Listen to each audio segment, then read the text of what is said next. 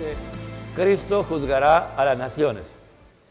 El versículo 31 dice, cuando el Hijo del Hombre venga en su gloria y todos los ángeles con él, entonces se sentará en su trono de gloria y serán reunidos delante de él todas las naciones. El Señor Jesús está terminando de dar esta enseñanza y advertencia, en especial a sus discípulos, ¿no? A aquellos que tuvieron, algunos de ellos, la oportunidad de cuando prácticamente casi comenzó su ministerio, estar con Él. Ya faltan horas para ir a la cruz y Él está afianzando, ¿no?, lo que ya anteriormente ha dicho, ¿no?, ha hablado, porque Él por todos los medios nos trata de persuadir de temas, ¿no? Y en este caso es la vigilancia que tenemos que estar velando, ¿no?, llenos del Espíritu Santo y conociendo la palabra de Dios, para que cuando Él venga no nos encuentre sin comunión con Él, sino en comunión perfecta, alabando y adorándole como la Virgen insensata, ¿no?, que cuando llegó el esposo estaban preparadas, y no como las insensatas que fueron necias, aún sabiendo que el día y el momento en que vendría el esposo no era determinado, sino por las circunstancias que se daban en este proceso de matrimonio. Y después nos habla acerca de la fidelidad y la diligencia que tenemos que tener con las cosas que el Señor nos entrega en nuestras manos, con las cosas que Él nos da, con la salvación y todo aquello que Él nos entrega para que esa salvación sea real y efectiva.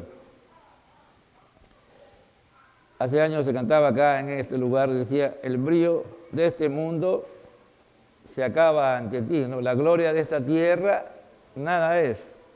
Todo cae ante tu presencia, ¿no?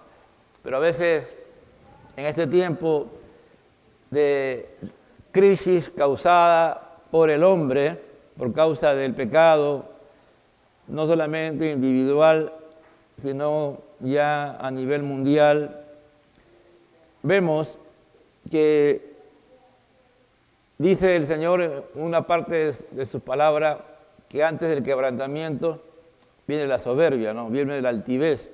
Y el mundo está soberbio, el mundo está altivo, como nunca antes, porque ha logrado muchas cosas, ¿no? Muchas cosas, y ellos se sostienen en esas cosas, en las cosas que han alcanzado y logrado. Pero Dios en este tiempo nos está advirtiendo de que su venida está pronto y que tenemos que estar vigilando, ¿no? Esta pandemia que ya parece que se va o se queda, pero ya como algo normal dentro de la humanidad, como algo que el cuerpo ya lo ha procesado, o se va definitivamente, se está en la mano de Dios y nunca más volverá un tipo de este tipo, o se quedará, pero como algo así, como una gripe, ¿no? Como algo, un tipo más de influenza que hay en la humanidad. Pero son advertencias de que así como de un momento a otro nadie estaba preparado, nadie sabía que iba a venir esto, a nadie Dios, podemos decir, le avisó específicamente lo que iba a pasar. Así será la venida del Señor, y estábamos todos nosotros, aún la iglesia misma, dormida, ¿no? Adormitada, creyendo que esa era la forma como teníamos que vivir, ¿no? Porque si estaríamos preparados cuando vino la pandemia, no hubiésemos tenido los temores, los miedos, y algunos los pánicos y terrores, ¿no?, que experimentaron, y algunos por esa causa murieron, no tanto por el COVID, sino por cómo recibieron este diagnóstico que tenían, esta enfermedad. Cristiano, no estoy hablando de personas no cristianas, y por causa de eso, no por el COVID, sino por cómo recibieron, fueron la enfermedad lo destruyó o hubo otra secuela. Entonces ahí vemos que tenemos que ser nosotros diligentes, tenemos que ser sabios, fieles a Dios en todas las cosas que Él nos entrega. El Señor está hablando y ahora ya va a ser específico. Y Él va a decir de que si no hacemos las cosas como desde Génesis y hasta Apocalipsis se habla en la palabra, vamos a sufrir las consecuencias.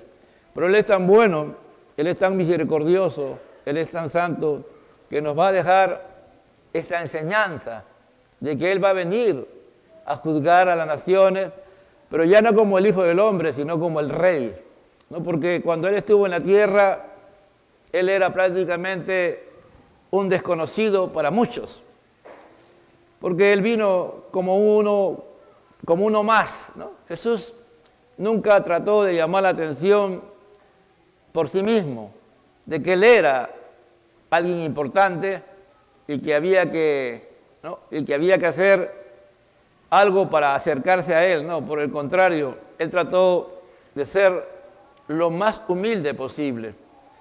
Decíamos ayer que cuando entró a Jerusalén como el Mesías, como el Cristo, como aquel que esperaba el pueblo de Israel, entró montado en un pollino, ¿no? En un burrito.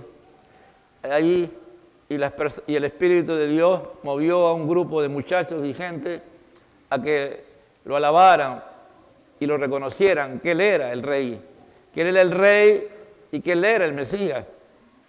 Pero eso para muchos fue una burla, para muchos era un hazme reír.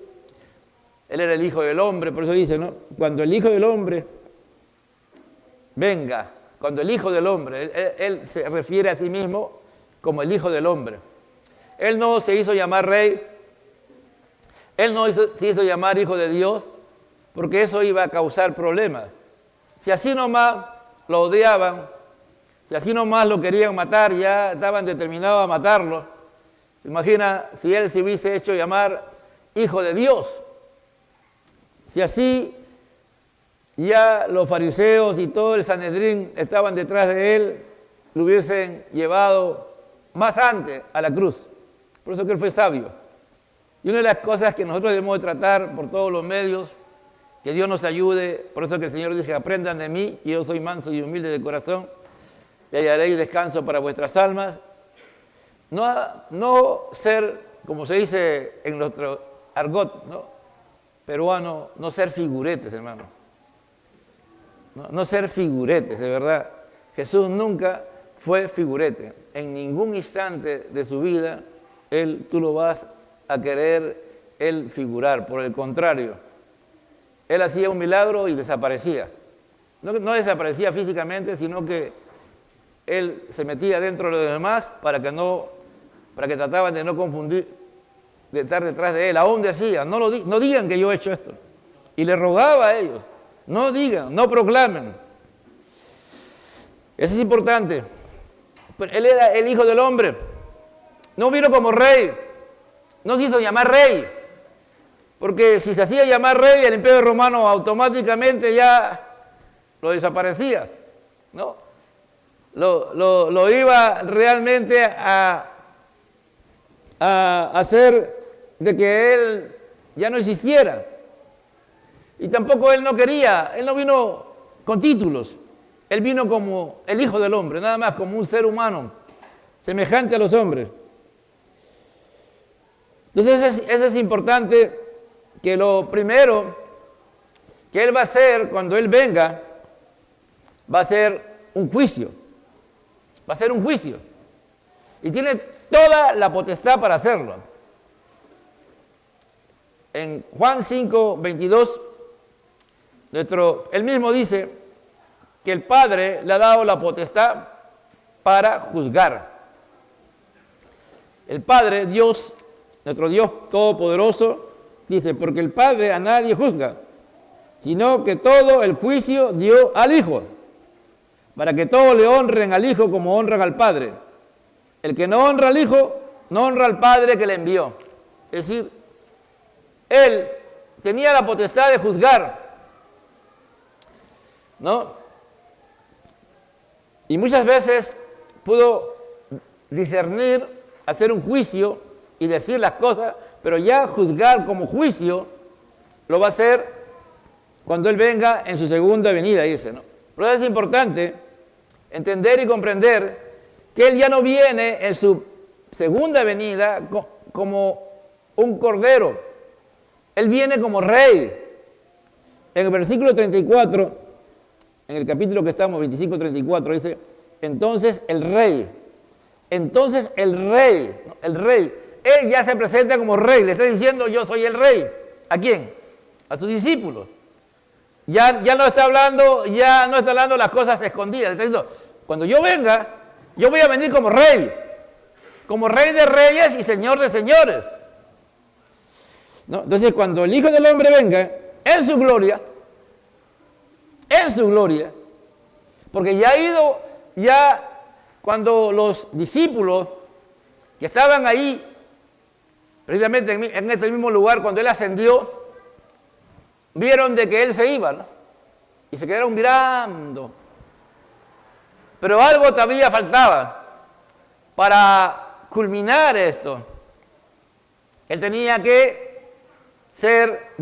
ya fue glorificado por el Padre al resucitar de los muertos, por el Espíritu Santo, pero faltaba la gloria del Padre en el cielo mismo. Entonces, cuando Él llega al cielo, ya la cosa es distinta y el Padre lo dice, siéntate a mi diestra.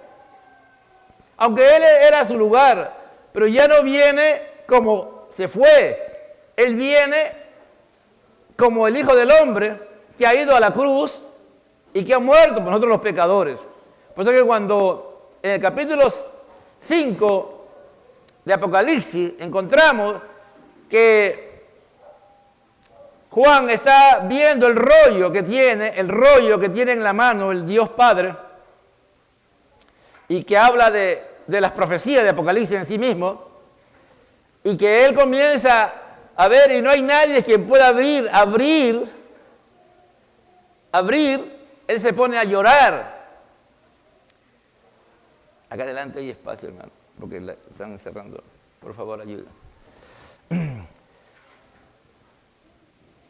Y él se pone a llorar. La salida no debe estar cubierta, por favor. Y él se pone a llorar al ver ello, y se aparece un anciano y le dice, no llores. No, que el león de la tribu de Judá ha vencido y él puede abrirlo. Y él se mira y no encuentra un león. ¿A quién encuentra? Encuentra a un cordero. Que está ahí como inmolado, que ha sido sacrificado a Jesús. Entonces, cuando Él venga en su gloria, Él va a venir ya no en esa posición como vino, sino con todo poder. Por eso dice en Mateo 28, 18, toda potestad me ha sido dada, dice, toda potestad. Todo se me ha entregado.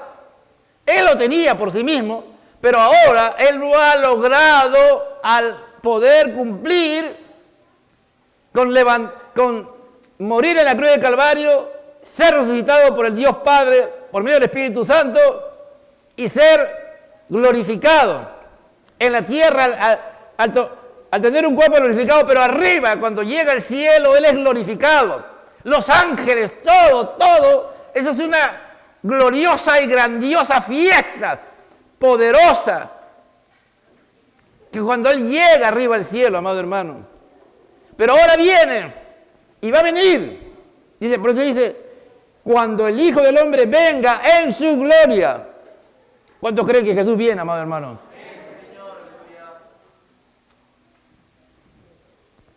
Si creemos que Él viene, y Él viene como Rey de Reyes y Señor de Señores, estamos como súbditos de Él, como siervos de Él, como esclavos de Él, viviendo en su reino, como Él ha determinado en su palabra? ¿Vivimos sometidos a su voluntad? ¿Reconocemos realmente que Él es nuestro rey en nuestro diario vivir? ¿O todavía nosotros seguimos siendo rey de nosotros mismos? Seguimos gobernando nuestras vidas. Esto es importante, hermano. Si tiempo me da, si no, esto va a ser en 2 mensajes. Y todos los santos con Él, dice, no va a venir solo, va a venir con los santos ángeles con Él. Cuando Jesús venga, amado hermano, no va a venir solo, va a venir acompañado. Mire, esto es tan, de verdad, cuando la primera vez que leí Judas, ¿no? Judas, a ver, ¿qué estoy hablando? Del libro de Judas. En Judas vamos a encontrar ahí al Señor por medio de Judas profetizando. Mire, en el versículo 14. De estos también profetizó Enoc, sétimo desde Adán, diciendo, he aquí vino el Señor con su santa decena de millares para hacer juicio contra todo y dejar convicto a todos los impíos de todas sus obras impías que han hecho impíamente y de todas las cosas duras que los pecadores impíos han hablado contra él.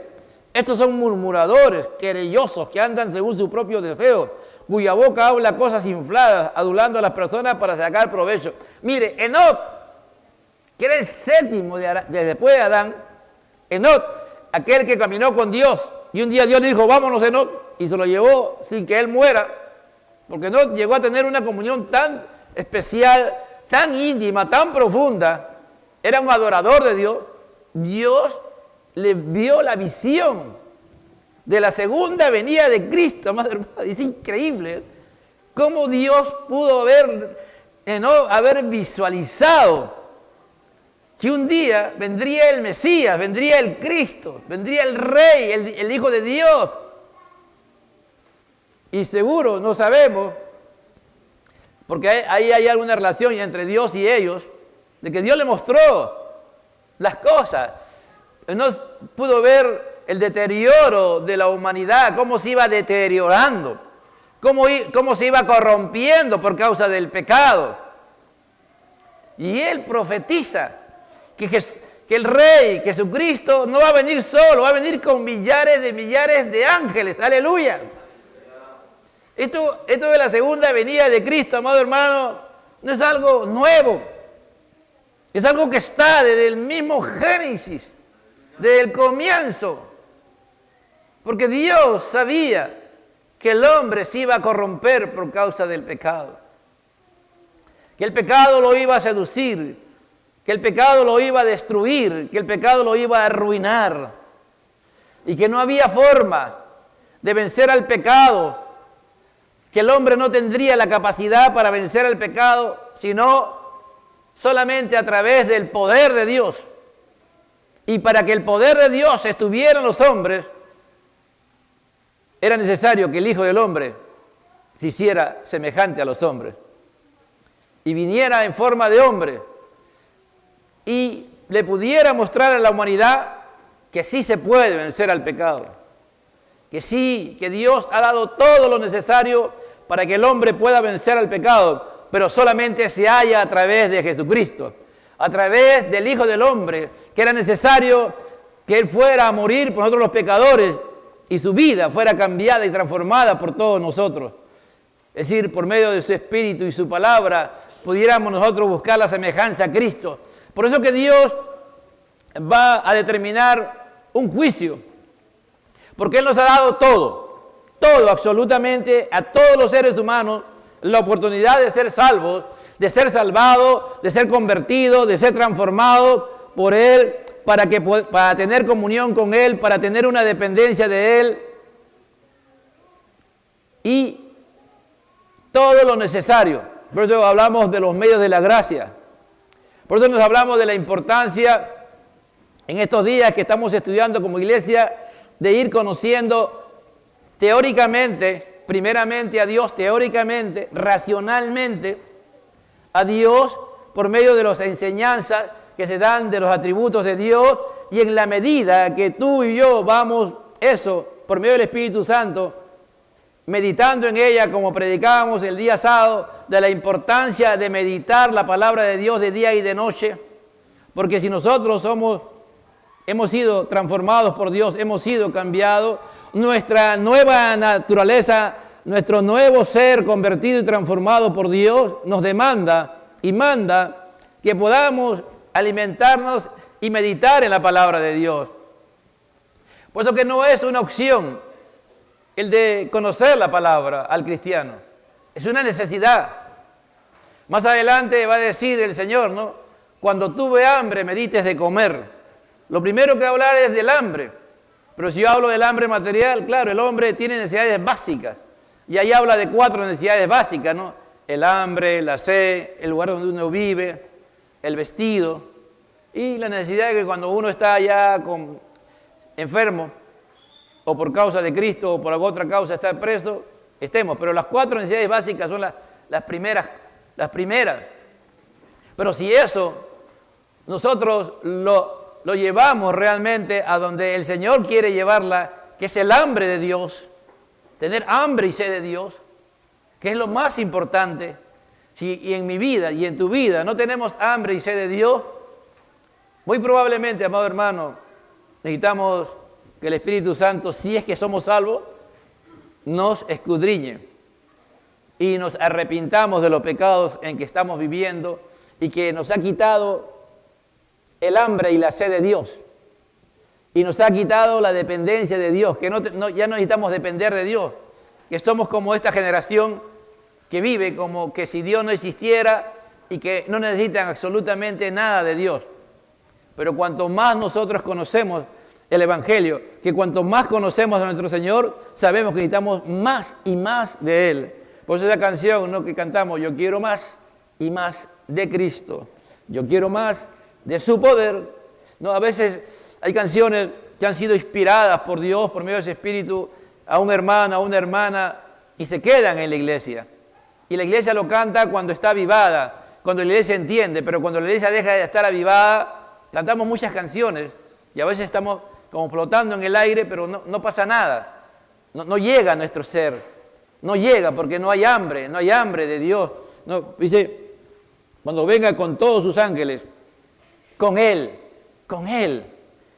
Y algunos creemos, ¿no?, que Jesús no solamente viene con los ángeles, Él también viene con todos aquellos que han sido convertidos, que han sido transformados por Dios y que el día que le tocó partir de esta tierra se fueron a la presencia de Dios, fueron salvados, y están en la presencia de Dios. Y cuando Cristo venga en su segunda venida, dice en Colosenses capítulo 3, versículo 4, cuando Cristo, vuestra vida, se manifieste, entonces vosotros también seréis manifestados con Él en gloria.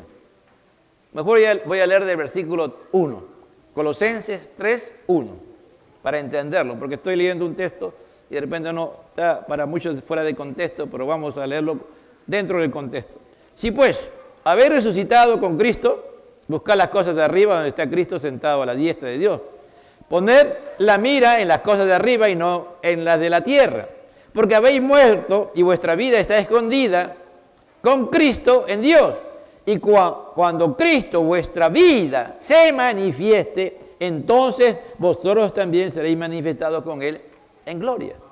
Es decir, Jesús no viene solo, viene con millares de ángeles y viene con millares también de hermanos, hermanas que partieron a la presencia de Dios, pero están delante de Dios y viene con ellos. Es decir, eso va a ser algo glorioso, algo grandioso, algo que la misma palabra nos dice de que no será algo que estará escondido, que será misterioso. Y no sabemos de un momento a otro, uy, no está, se fue, vino el arrebatamiento. El arrebatamiento va a ser así. Pero la segunda venida de Cristo va a ser visible. Todo el mundo lo verá. Y cuando Él venga, se acabó. Ya apenas tú lo veas, ya a partir de ese momento ninguna persona más podrá salvarse. Amén. Ninguna persona más ya. Se acabó. Es que cuando Noé cerró la puerta, nadie pudo entrar. Cuando el esposo ordenó que cerraran la puerta, no pudieron entrar las 5 vírgenes insensatas. Cuando se cierra la oportunidad, ya no hay, amado hermano, no hay. No hay otra oportunidad. Y esto es trascendental, por eso que toda la misma creación, yo creo que se va a paralizar.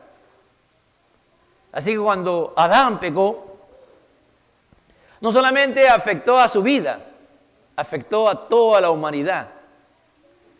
No solamente afectó a toda la humanidad, afectó a todo el planeta. No solamente afectó todo el planeta, afectó toda la creación, amado hermano. ¿No estamos viviendo un invierno seco? Yo no me acuerdo, pero no tengo memoria que haya visto un invierno que no llueve. Mira, es increíble, ¿no? Ayer estaba viendo en Londres, ¿no? En Inglaterra, hay una sequía tan grande que el río Támesis, que es uno de los ríos más que tiene mucha agua en Inglaterra, está seco. Hay zonas que está totalmente seco. Yo pensaba, oye, ¿qué lugares? Parecía ahí esos lugares cuando en mi pueblo íbamos a caminar al campo. No, era el río, nada de agua.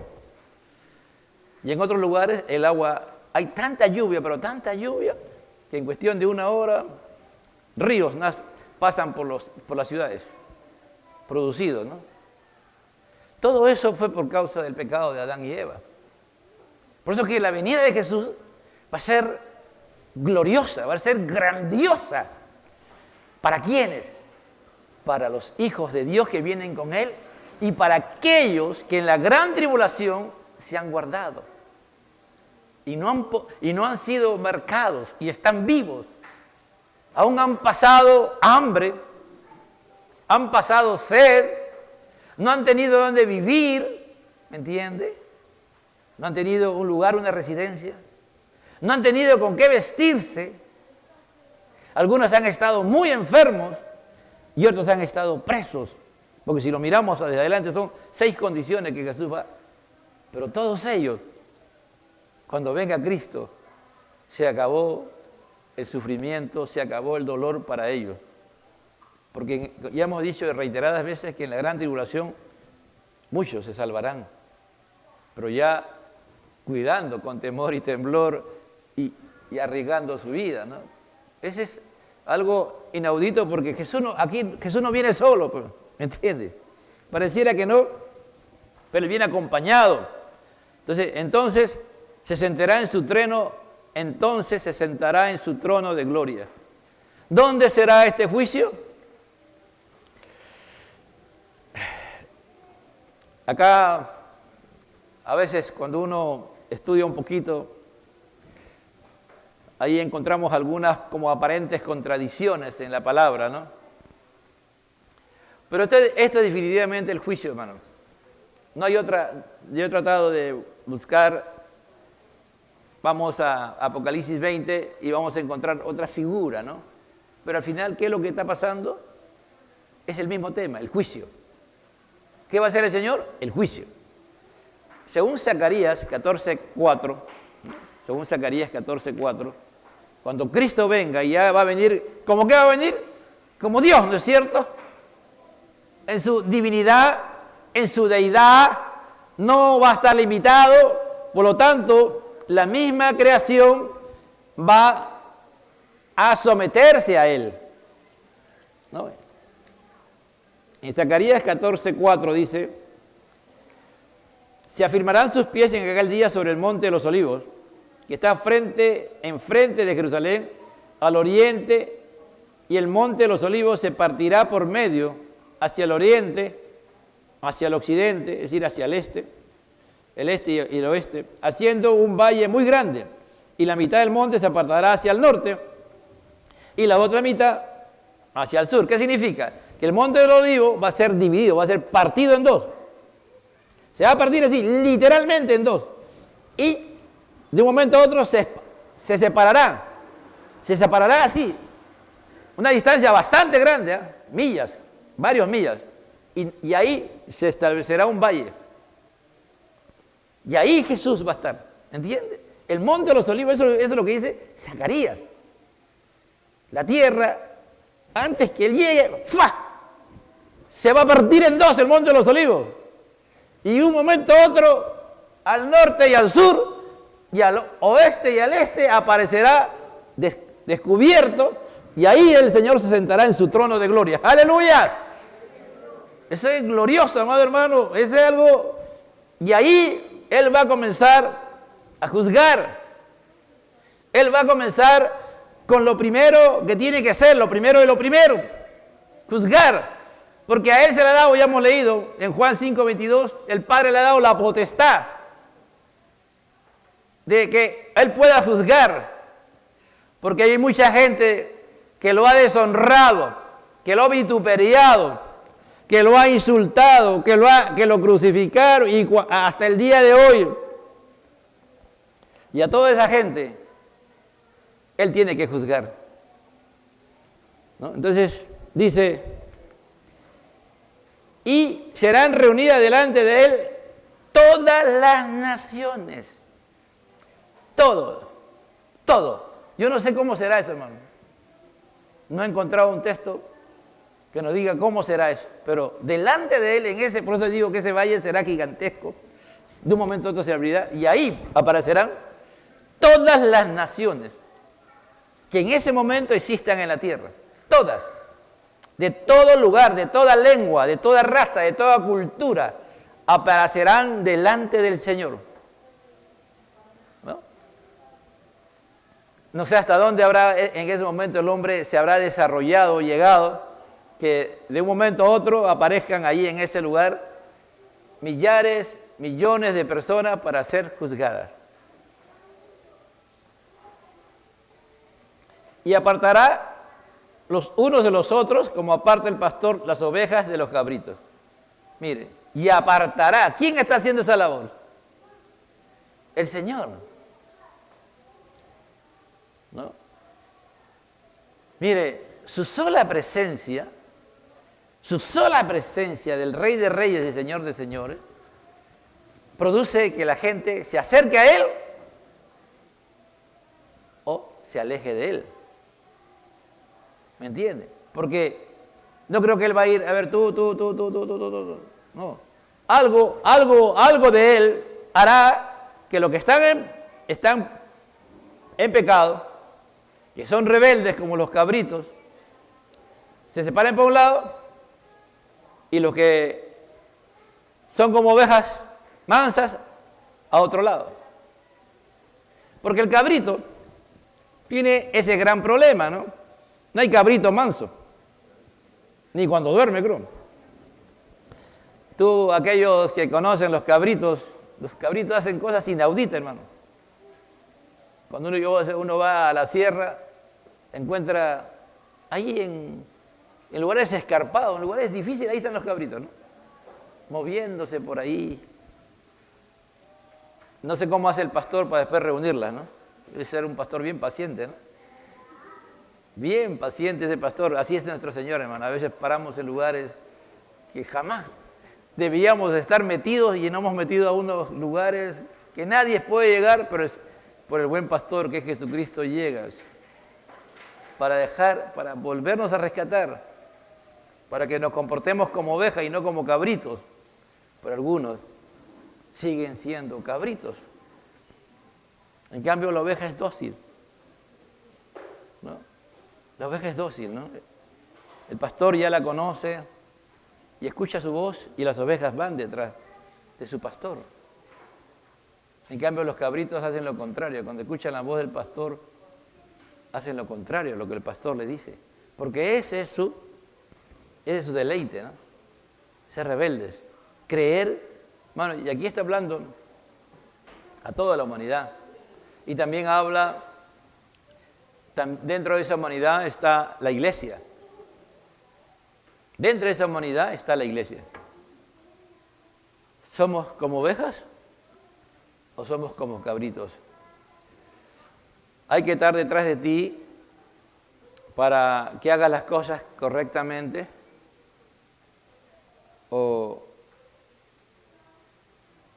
hay que estar siempre llamándote la atención para que hagas las cosas como debes de hacer. ¿En qué lugar hemos estado esta semana? ¿Qué hemos estado haciendo esta semana? ¿Qué hemos estado haciendo este mes de fiestas patrias, fiestas julianas? Celebrando la patria hinchado, con un pecho bien hinchado, que somos peruanos y no hemos olvidado que somos cristianos antes de ser peruanos. Y por fiesta patria, como dice algunos ahí en el dicho popular, nos tiramos una canita al aire. No hemos ido para el mundo como Raimundo, que se va para el mundo y después volvemos, como pasa también en Navidad, que viene la fiesta de Navidad y mucha gente se va, muchos cristianos se van para el mundo y después vuelven de Navidad, hasta que un día algo les pase en el mundo. Así hay, amado hermano, cuando tú no tienes claridad en quién es tu Señor, quién es Jesucristo, que Él ahora Él es nuestro Rey, tú no tienes que esperar que Él venga para que cuando Él venga a reconocerlo como Rey. Él es el Rey de nuestra vida, Él es el Rey, Él es el soberano. Él tiene el control de nuestra vida. Hay que dejar que la agenda lo haga Él. Hay que dejar que Él dirija nuestros pasos. Hermano, lo que el Señor tiene para nosotros, por eso dice, no hay oído que lo haya oído, no hay ojo que lo haya visto, lo que Dios tiene preparado para cada uno de nosotros. Pero a veces por ser como cabritos, perdemos esas grandes bendiciones del Señor. Por eso que Él está hablando aquí. Él está hablando y le está diciendo, ¿no? Ahí estaba, ya no estaba, creo, Judas ya. Pero estaba ahí, a veces el que se iba a comportar como cabrito iba a ser Pedro, ¿no? Señor, yo no te voy a negar. Le he dicho, no, Pedro, calma, Pedro, tranquilo. No, Señor, ¿qué te crees tú? Yo soy... Olvídate, jamás tú me vas a negar. Como cabrito se portó. Y la mayoría, solamente, los únicos que se quedaron ahí al pie de la cruz fueron Juan y la madre de Jesús, María Magdalena. Los demás huyeron, desaparecieron. Le dijeron, sí, Señor, le dijeron a Pedro, sí, estamos de acuerdo con Pedro, no te preocupes, nosotros te vamos a defender hasta con nuestra vida. Pero a veces nos portamos así, pues. Hacemos promesas a la ligera. Le prometemos a Dios cosas que después no le cumplimos. Pero Dios tiene misericordia, ¿no? Porque en este juicio que el Señor va a establecer, las ovejas son aquellas que oyen la voz de su pastor, que es Jesucristo. ¿Por qué oyen la voz de su pastor? Porque dice que un día estábamos perdidos en nuestros delitos y pecados, perdidos por causa del pecado, y un día Dios se acercó a nosotros para salvarnos, para convertirnos. Cuando digo Dios, me digo a través de cualquier forma que Dios usó para que tú y yo estuviéramos aquí en este lugar, a través de una prédica, una enseñanza, la lectura de una porción de la Biblia, a través de una persona, a través de situaciones. Muchas formas Dios ha tenido para atraernos a Él y demostrarnos que somos pecadores. O fuiste parte de esta iglesia o de otra iglesia por mucho tiempo, hasta que un día te diste cuenta que eras religioso y que no eras convertido, creías que eras cristiano, hasta que un día la palabra y el Espíritu nos convencieron, nos persuadieron de que éramos pecadores, nos convenció que somos pecadores, nos convenció de pecado, de justicia, de que no vivíamos en la justicia de Dios, porque no vivíamos en santidad, porque no hay santidad si no se aplica la justicia de Dios a nuestras vidas. Y otras cosas más, hasta que un día entendiste y te arrepentiste y fuiste convertido por Dios y transformado en su Hijo. ¿Por qué? Porque comenzaste a escuchar la voz de Dios. Comenzaste a oír la palabra de Dios. Y al oír la palabra de Dios, era la palabra que se distinguía sobre todas las palabras. Muchos te podían hablar y antes hacías muchas cosas. Oías muchas voces y oías y hacías muchas cosas. Pero cuando comenzaste a discernir y a entender que la palabra de Dios tiene poder, y cuando Dios te habla a tu corazón por medio de su palabra, estoy leyendo de la lectura de la palabra, no es que viene alguien y te da una profecía y te dice, mira hermanita, haz esto, hermanito. Mano, eso no funciona. Dios es personal. Dios es un Dios personal que Él nos demanda, porque por eso Pablo dice, la fe viene por el oír y el oír de la palabra de Dios. Entonces Dios nos pone en un nivel, ¿no? Y con el tiempo sabemos escuchar la voz de Dios. Y comenzamos a caminar en los caminos del Señor.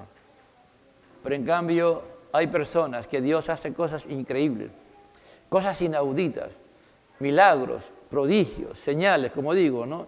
Como cabritos estamos, olvídate, metidos en grandes problemas, terribles problemas.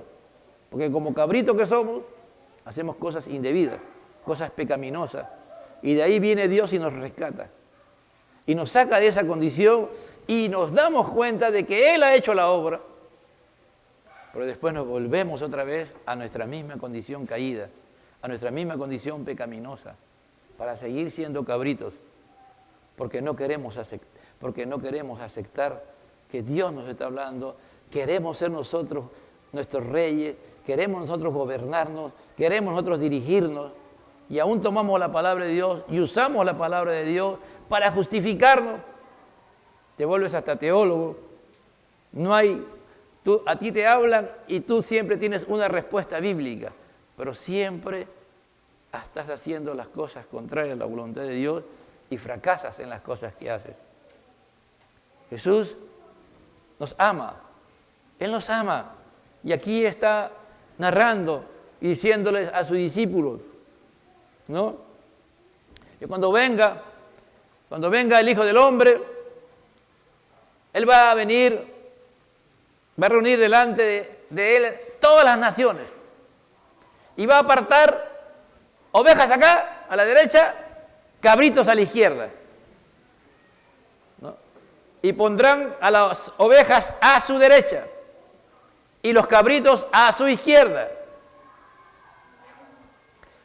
Entonces, el rey dirá a lo de la derecha, venid.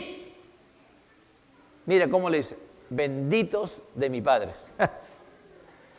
Benditos de mi Padre. ¿Quién está diciendo eso?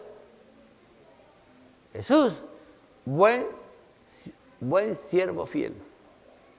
En lo poco has sido fiel, en lo mucho te pondré. Está volviendo a repetir, ¿no? Y mire la importancia. Ha hablado de las vírgenes sensatas, ha hablado de los talentosos, perdón, del talento. Y ha dicho, buen siervo fiel, bueno, eres bueno. Mire, ¿quién? Un día dijo el Señor, solo hay uno bueno, mi Padre. Pero ese Padre puede hacer que tú seas bendito. Que donde tú caigas, seas de bendición. ¿Cuánto quieren ser, hermanos, ese instrumento de Dios? Que donde tú caigas, hay bendición. Llegas a una empresa que está a punto de cerrarse. Y tú llegas como trabajador y comienza Dios a bendecir esa empresa.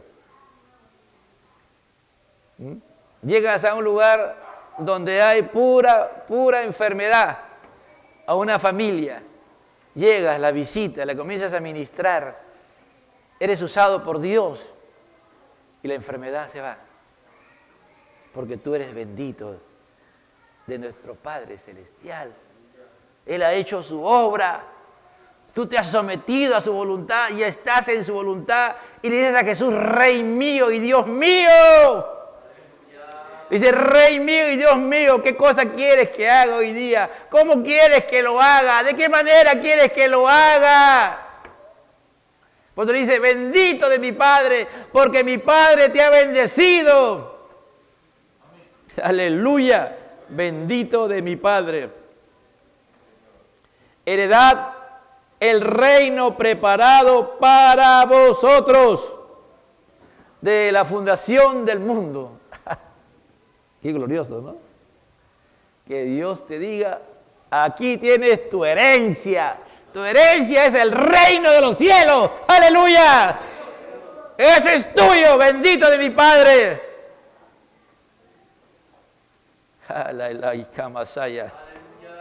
Bendito de mi Padre.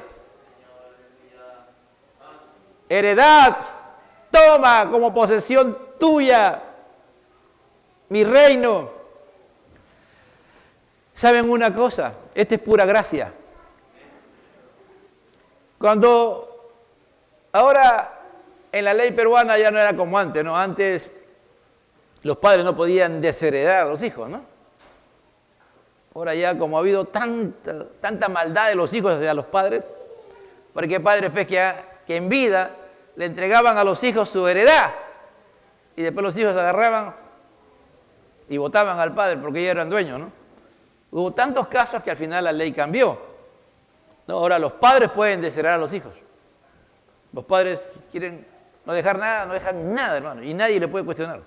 Así los hijos hagan los juicios que quieran. No pasa nada. Pero cuando mueren, acá en el Perú se llama la intestada, creo, herencia intestada, ¿no? La herencia intestada, ¿no? Que le dan hay que hacer todo un juicio para que los hijos reciban la herencia, ¿no? Supongamos que pasa eso estoy hablando como Perú.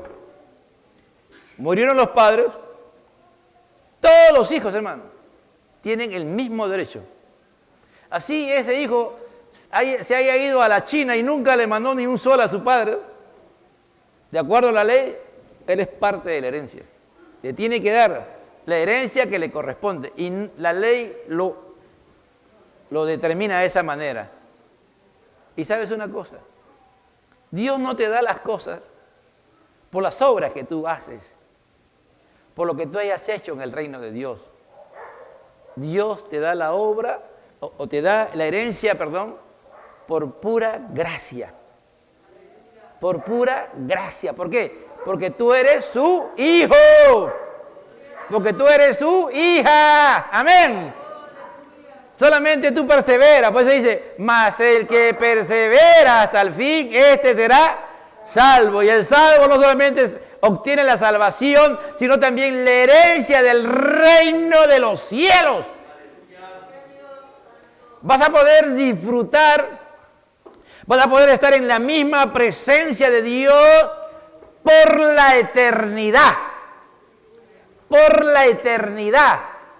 Nadie te podrá arrancar de ese lugar. Por eso dice que si tú estás en Cristo, nadie te puede arrebatar de las manos del Señor. Si tú estás en Cristo, hermano, no hay. Lo que Dios te da, nadie te lo puede quitar. La única condición es que tú estés en Cristo Jesús. Que estés ahí, afianzado, amarrado, atado, en Cristo, metido en lo más profundo del corazón. Debe estar nuestro Señor. Y esa es la garantía. Lo único que tú tienes que tener la claridad de que tú eres hijo. Por eso Dios hizo tanto. Por eso que Jesús murió en la cruz del Calvario para que tú fueras hijo de Dios. Salvarnos por medio de su muerte gloriosa, grandiosa. Él llevar todos nuestros pecados, sufrir por nosotros, pero como consecuencia de ello Dios dice, tú eres mi hijo. Así como le dijo, tú eres mi hijo amado, en quien tengo complacencia. Cuando Cristo reina y gobierna nuestra vida, cuando estamos en Cristo Jesús, cuando estamos llenos del Espíritu Santo y andamos en Cristo Jesús, el Padre viene y dice, no te dice a ti, sino al Cristo en el cual tú vives y tú dependes, bienaventurado, bendito, dichoso, feliz. Dice, de mi Padre, heredad el reino preparado por nosotros de la fundación del mundo. ¿Cuántos sabían que tenían una herencia preparada antes de que tú nacieras, antes de que tú existieras? Ya Dios tenía tu herencia para ti, amado hermano. ¿Cuántos sabían que tenían una herencia antes de que ni siquiera tu papá, tu mamá, ni tu abuelo, ni tu tatarabuelo, ni no sé cuánto más, existieran, ya Dios tenía una herencia preparada para ti. ¿Quieres esa herencia? ¿Quieres esa herencia? Reconoce a Jesús como Rey. Reconoce a Jesús como Rey. No solamente como el Hijo del Hombre, sino como el Rey. El Rey que ya viene.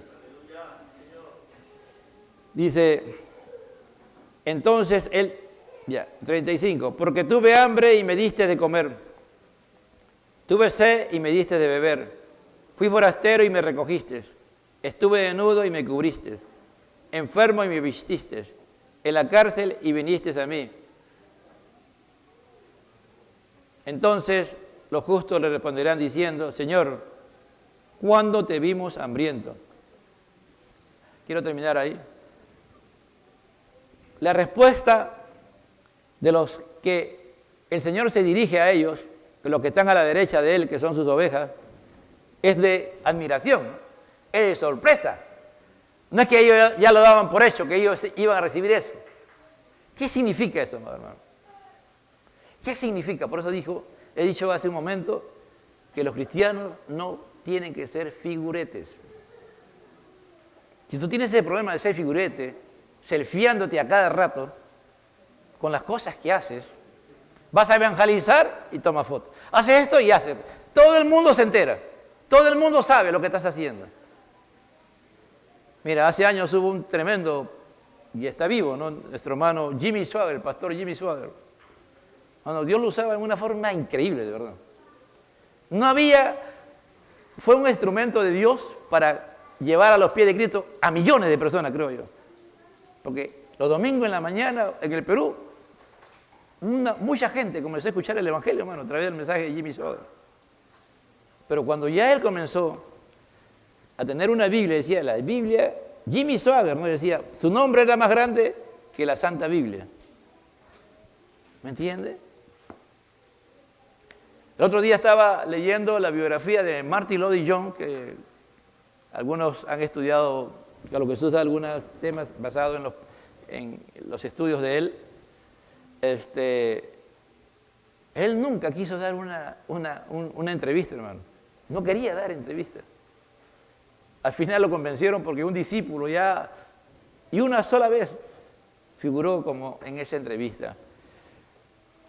¿Por qué se sorprenden? ¿Por qué es la pregunta? Y ahí les dejo, para que usted mismo se haga la pregunta. ¿Por qué se sorprenden ellos de las cosas que hacían? ¿Por qué? Vamos a orar. El próximo domingo vamos a responder esa pregunta. Tiene usted toda la semana para orar al Señor. ¿Por qué se sorprenden los discípulos y preguntan, ¿cuándo? ¿Cuándo? Padre, te doy gracias porque tú eres bueno, porque tú eres santo, porque tú eres bendito, porque tú eres el mismo Dios de ayer, hoy y siempre. Te doy gracias, Señor, te doy gracias. Gracias por tu salvación, Padre de la gloria. Gracias por todo lo que nos das día tras día. Gracias por amarnos. Gracias por cuidarnos. Gracias por protegernos. Gracias por darnos el alimento de cada día. Gracias por darnos, Señor, y no tener sed física. Aún también nos das de comer tu pan, tu palabra, y nos das de tu espíritu para saciar nuestra sed, Señor. Nos das un lugar, este lugar es el lugar donde nos congregamos, este es el lugar, pero también nos das una casa para poder vivir. Nos has dado un cuerpo sano, Señor, muchos tienen un cuerpo sano. Y aquellos que están con enfermedad están siendo procesados y recibiendo tratamiento, y algunos están siendo sanados. Gracias, Señor. Gracias, Padre de la gloria. Bendito sea tu nombre, Señor. Gracias porque siempre estás con nosotros, aun aunque nos comportamos como cabritos, Señor. A veces vienes a buscarnos y nos haces reaccionar para que vayamos detrás del buen pastor, porque las ovejas van detrás del pastor. El pastor va delante y las ovejas van detrás. Vas tú delante en victoria, Cristo de la gloria. No tenemos que ir detrás de ti como nuestro pastor. Tú eres el victorioso, tú eres el grandioso, Señor. Gracias, Padre Celestial. Gracias, Señor de la gloria. Gracias porque nos viste. Nunca nos has dejado en desnudez, Señor. Siempre nos has cubierto. al Padre, al Hijo y al Espíritu Santo. Gloria a Dios, gloria a Dios, gloria a Dios.